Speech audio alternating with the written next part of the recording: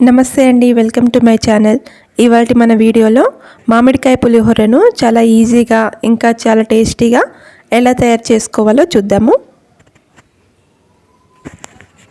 పులిహోర తయారీకి కావాల్సిన పదార్థాలు: ఉడికించి పెట్టుకున్న అన్నము, ఒక చిన్న పుల్లటి మామిడికాయను తీసుకోవాలి, 2 స్పూన్స్ పల్లీలు, కొద్దిగా ఉప్పు, పోపు దినుసులు, ఇంగువ, పచ్చిమిర్చి ఒక 3-4, కరివేపాకు, ఎండుమిర్చి, జీడిపప్పు.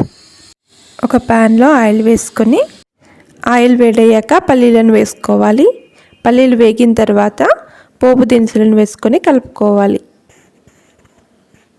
ఒక 3-4 పచ్చిమిర్చిని వేసుకొని కలుపుకోవాలి. 2 ఎండుమిరపకాయలను తుంచి వేసుకోవాలి.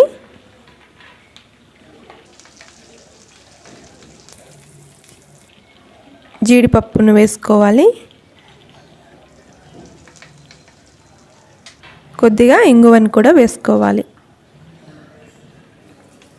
ఇంగువ ఆప్షనల్ అండి, ఇష్టం ఉంటే వేసుకోవచ్చు, లేదంటే లేదు. ఒక 2 రెమ్మలు కరివేపాకును వేసుకొని కలుపుకోవాలి. కొద్దిగా పసుపును వేసుకొని కలపాలి. ఇప్పుడు తురిమి పెట్టుకున్న పచ్చి మామిడిని వేసుకొని ఒక 2-3 నిమిషాల పాటు పచ్చివాసన పోయే వరకు మంచిగా వేయించుకోవాలి.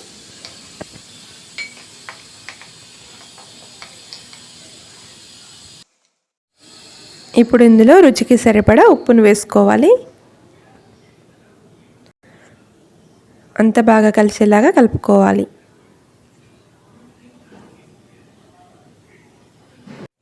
ఇప్పుడు స్టవ్ ఆఫ్ చేసి ఉడికించి పెట్టుకున్న అన్నంని వేసుకొని మొత్తం కలుపుకోవాలి. ఈ మామిడికాయ తురుమంతా బాగా కలిసేలాగా కలుపుకోవాలండి.